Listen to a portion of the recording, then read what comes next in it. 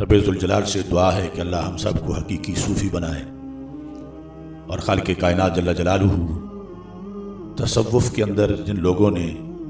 بگاڑ پیدا کیا ہے اور تصوف کی آڑ میں غیر شرعی امور کا دھندا کر رہے ہیں، اللہ ان سب کو ہدایت عطا فرمائے۔ قرآن مجید قرآن رشید میں ہے، اللہ تعالیٰ فرماتا ہے والذین جاہدوا فینا، وہ لوگ جو ہماری ذات میں جہاد کرتے ہیں، ہمیں ڈھونڈنے میں، ہمیں پانے میں، ہمیں خوش کرنے میں، ہمیں خوش رکھنے میں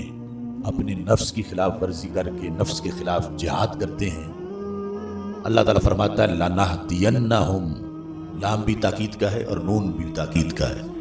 کہ ہم ضرور ضرور ان کو دکھا دیتے ہیں سبلنا، اپنے راستے۔ تو راستے کو ہی عربی میں طریق کہا جاتا ہے، تو اس واسطے وہ جو سبل ہیں ان کو پھر طریقت کہا جاتا ہے، ان پہ چلنے کے اس عمل کو۔ تو پھر شریعت کے ساتھ طریقت بھی ایک شعبہ ہے اور ایک حقیقت کا شعبہ ہے۔ اس بنیاد پر تصوف باقاعدہ اسلامی تعلیمات کا ایک شعبہ ہے، قرآن و سنت کی ایک خوشبو ہے، اور تزکیہ نفس کے اسلامی اصول ہیں کہ انسان کا باطن کیسے منور ہوتا ہے، یہ اس کا نصاب ہے۔ چونکہ جو دور صحابہ رضی اللہ تعالی عنہم تھا،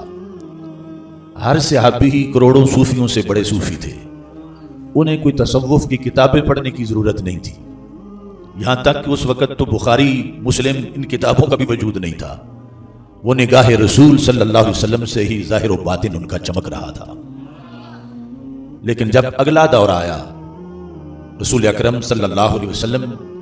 بھی ظاہری حیات سے رخصت ہوئے، صحابہ بھی رفتہ رفتہ اٹھتے گئے۔ اب یہ جو دور تھا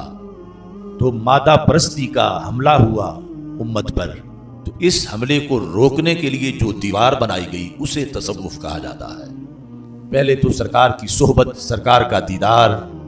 اس کے وجہ سے یعنی صحابہ کے سینے اور جذبے وہ ظاہر باطن ان کا روشن تھا۔ اب اگلی جو نسل تھی اور پھر قیامت تک کے لیے یہ ضرورت محسوس کی گئی،